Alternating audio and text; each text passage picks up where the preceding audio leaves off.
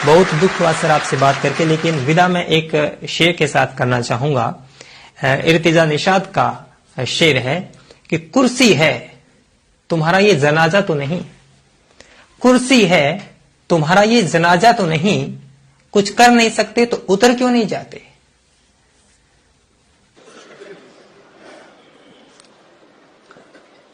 मुझे पता नहीं था कि कवि के भीतर भी कोई पत्रकार बैठा होता है। मजा आया, और मैं ये जो मजा है हिंदुस्तान के हर व्यक्ति को देना चाहता हूं। जय हिंद दर्शकों। दोस्तों, आप लोगों ने देखा कि किस प्रकार से यह कवि ने जो है पीएम मोदी की जो मुंह है उसे पूरी तरीके से बंद कर दिया है, और यहाँ पर यह वीडियो सोशल मीडिया पर आज बहुत तेजी से वायरल हो रही है, और बहुत सारे लोग ऐसा कह रहे हैं कि जिस तरह से यह कवि नरेंद्र मोदी के सामने आकर के उसे जो है इस प्रकार से जो है लताड़ा है कि लोग यहाँ पर देखते रह गए हैं, पूरी तरीके से हैरान रह गए, और नरेंद्र मोदी भी पूरी तरीके से वहाँ पर चुप हो गए थे।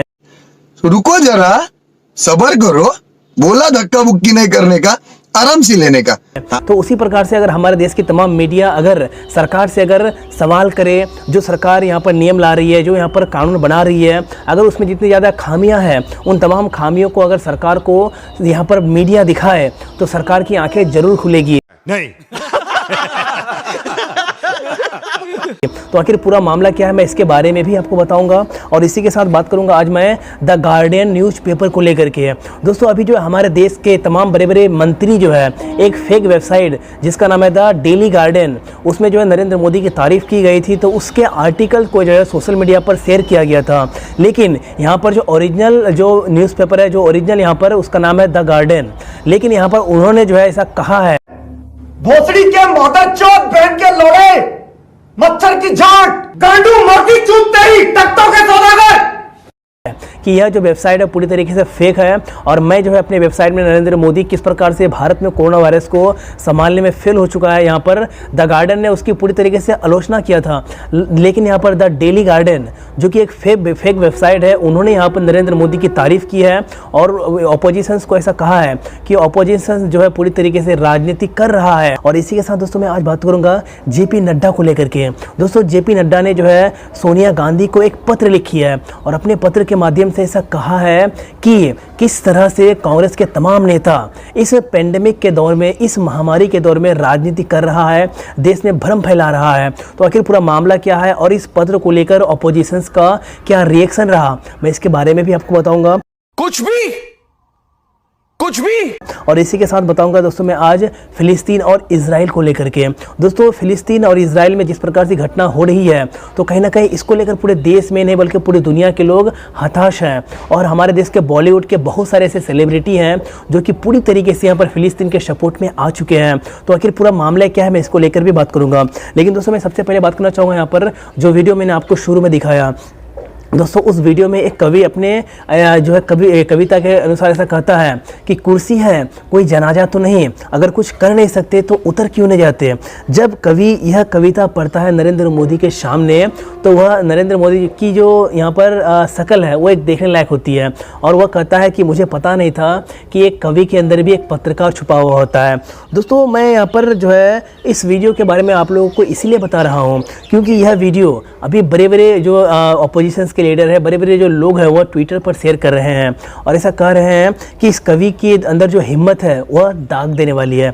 नरेंद्र मोदी के सामने इस प्रकार से सवाल करना, इस प्रकार से कविता पढ़ना जिससे उसकी जो बोलती है वह बंद हो जाए, कहीं ना कहीं एक बड़ी बात होती है। और हमारे देश के पत्रकार अगर इसी प्रकार का पत्रकारिता करे, नरेंद्र मोदी से हो जाए, सरकार से हो जाए, चाहे किसी भी पार्टी की सरकार हो जाए, अगर उससे जो है सही तरीके से सवाल करे, उससे अगर जो है प्रेस कॉन्फ्रेंस के बोले, देश के क्या हालत है इसको लेकर अगर चर्चा करें, देश में किस प्रकार से बेरोजगारी बढ़ रही है, देश की जो स्वास्थ्य की व्यवस्था है वो कितना लाचार है, इसको लेकर बात करें तो देश 100% आगे बढ़ेगा।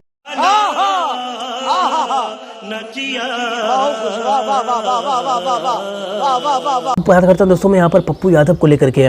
दोस्तों, पप्पू यादव की कल जो है गिरफ्तारी हो चुकी है, और बिहार के बहुत सारे लोग, बल्कि बिहार के बहुत सारे लोग नहीं बल्कि पूरे भारत के लोग ऐसा कह रहे हैं कि पप्पू यादव के साथ पूरी तरीके से गलत हुआ है।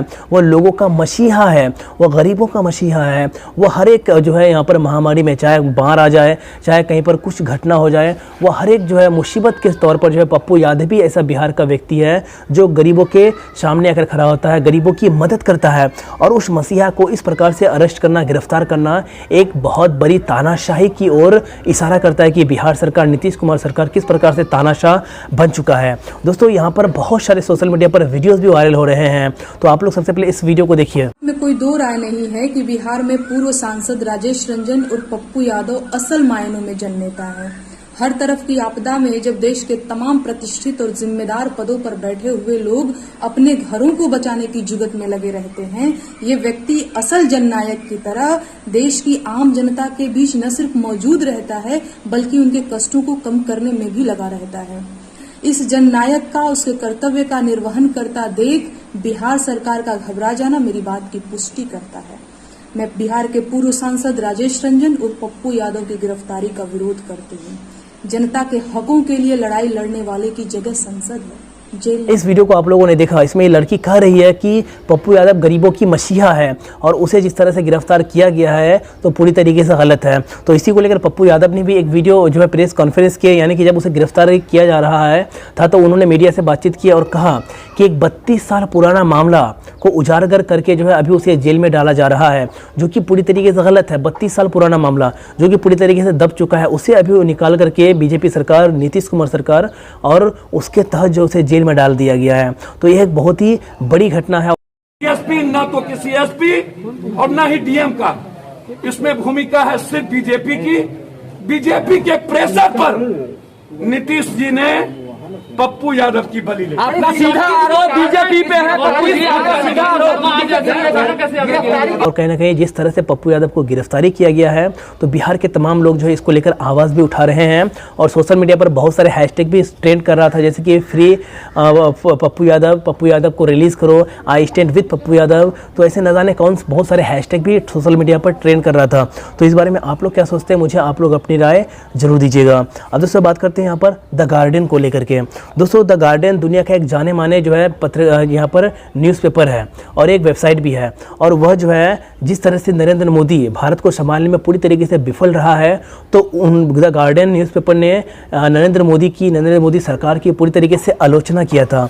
और यह आलोचना जो सोशल मीडिया पर ऑपोजिशन के लीडर बहुत ज़्यादा वायरल भी किए थे और ऐसा कहा भी था कि किस तरह से विदेशी मीडिया भारत को जिस तरह से नरेंद्र मोदी संभालने में विफल रहा है तो पूरी तरीके से लिख रहा है। तो यहाँ पर द डेली गार्डन नाम का एक वेबसाइट है, उसमें भी एक आर्टिकल आता है कि किस तरह से नरेंद्र मोदी हार्डवर्क करता है और किस तरह से इस पेंडेमिक के दौर में वह भारत को संभालने में पूरी तरीके से सक्षम है, और यहाँ पर ऑपोजिशन के लीडर जो है भ्रम फैला रहा है देशवासियों के दौर में।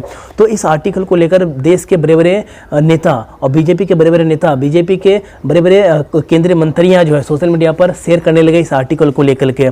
लेकिन यह आर्टिकल पूरी तरीके से फेक था, क्योंकि वह वेबसाइट ही पूरी तरीके से फेक था। और जिस तरीके से नरेंद्र मोदी सरकार की छवि को यहाँ पर बचाने की कोशिश की जा रही है, तो इसी को लेकर बहुत सारे लोग, ऑपोजिशन के लोग ऐसा कह रहे हैं कि केंद्रीय मंत्रियाँ एक फेक वेबसाइट की आर्टिकल्स को सोशल मीडिया पर शेयर कर रहे हैं। तो इससे आप लोग यह बात सोच सकते हैं कि नरेंद्र मोदी सरकार कितना डरी हुई है अगर उसके खिलाफ कोई भी व्यक्ति आवाज़ उठाता है, कोई भी व्यक्ति अगर बोलने की कोशिश करता है। तो दोस्तों अब मैं बात कर लेता हूँ यहाँ पर जेपी नड्डा को लेकर के। दोस्तों जेपी नड्डा जो कि बीजेपी का अध्यक्ष है, उन्होंने जो सोनिया गांधी को एक पत्र लिखा और अपने पत्र के माध्यम से ऐसा कहा कि कांग्रेस के तमाम लीडर इस महामारी के दौर में सिर्फ और सिर्फ देश में भ्रम फैलाना चाहता है, भ्रम फैला रहा है और राजनीति कर रहा है। तो जब उन्होंने यह पत्र लिखा सोनिया गांधी को, ये क्या जेपी नड्डा मेरे प्रोफेसर हैं क्या कि मैं इनको जवाब देता जाऊं कि कौन है ये? क्या ये हिंदुस्तान के प्रोफेसर हैं, टीचर हैं क्या? उनका क्यों जवाब दूं मैं? कौन होते हैं वो? मैं हिंदुस्तान का जवाब देता हूं। तो यहाँ पर राहुल गांधी हो जाए या फिर जितने भी कांग्रेस के बड़े बड़े लीडर्स हैं, तमाम लीडर्स जो यहाँ पर बीजेपी को घेरने में लग गए और ऐसा कहने लगे कि अगर सरकार अगर अच्छा काम ही करती है, सरकार अगर लोगों की हिफाजत ही करती है, सरकार अगर लोगों को मरने से बचा पाती है, तो कांग्रेस पार्टी कभी भी सरकार का आलोचना नहीं करता। कांग्रेस पार्टी यहाँ पर राजनीति नहीं कर रहा है, बल्कि सरकार को आंख दिखाने की बात कर रहा है। सरकार को जो सही है, जो आईना है, वही दिखाना चाहता है, लेकिन सरकार आईना देखना ही नहीं चाहता है यहाँ पर, और वह खुद राजनीति कर रहा है और दूसरे के ऊपर राजनीति करने का आरोप लगा रहा है। तो ऐसा कांग्रेस पार्टी का आरोप है। तो आप लोग इस बारे में क्या सोचते हैं, मुझे आप लोग अपनी राय इस वीडियो के कमेंट में ज़रूर दीजिएगा। अब दोस्तों बात कर लेते हैं यहाँ पर फ़िलिस्तीन को लेकर के। दोस्तों फ़िलिस्तीन में जिस प्रकार से इजरायली सेना, इजरायली सरकार, इजरायली आतंकवादी अटैक कर रहे हैं, मासूमों को वहाँ पर मार रहे हैं, मासूमों के साथ अत्याचार कर रहे हैं, तो यह घटना को लेकर पूरी दुनिया के लोग अभी पूरी तरीके से भौचक्का है। और भारत के लोग भी दो ग्रुप में बढ़ चुके हैं। कुछ लोग जो पूरी तरीके से इजराइल का सपोर्ट कर रहे हैं और ज़्यादातर लोग यहाँ पर फ़िलिस्तीन का सपोर्ट कर रहे हैं और ऐसा कह रहे हैं कि फ़िलिस्तीन के ऊपर जिस तरह से इजराइल अपना जो है यहाँ पर जो है बम हो जाए या फिर मिसाइलें दाग रहा है, गरीब लोगों को मार रहा है, तो यह कहीं ना कहीं इंसानियत के लिए एक बहुत बड़ी शर्मसार की बात है। लेकिन बॉलीवुड के भी बहुत सारे ऐसे अभिनेत्री, बहुत सारे ऐसे लोग जो कि पूरी तरीके से फ़िलिस्तीन के सपोर्ट में आ चुके हैं, जैसे कि सौरभ भास्कर, उन्होंने कई तरह के ट्वीट किए हैं और ट्वीट के माध्यम से लोगों को ऐसा बताया है कि जिस तरह से फ़िलिस्तीन के ऊपर इजरायली सेना अटैक कर रहे हैं, लोगों को मार रहे हैं, तो यह कहीं ना कहीं इंसानियत के पूरी तरीके से ख़िलाफ़ है। तो बॉलीवुड के बहुत सारे लोग आए और फ़िलिस्तीन के सपोर्ट में आए और बहुत सारे लोग यहाँ पर जो पूरी तरीके से इजराइल के भी सपोर्ट में आ रहे हैं। जैसे कि सोशल मीडिया पर 2 हैशटैग ट्रेंड कर रहा था कल, जैसे कि आई स्टैंड विद फ़िलिस्तीन, दूसरा आई स्टैंड विद इजराइल। तो इस बारे में आप लोग क्या सोचते हैं, मुझे भी आप लोग अपनी राय इस वीडियो के कमेंट में जरूर दीजिएगा। अगर दोस्तों यह वीडियो आपको पसंद आए तो इस वीडियो को लाइक कर दीजिएगा, अपने दोस्तों के साथ शेयर कर दीजिएगा। तो गाइस फिर मिलते हैं नेक्स्ट वीडियो में कल, तब तक के लिए दोस्तों जय हिंद, वंदे मातरम।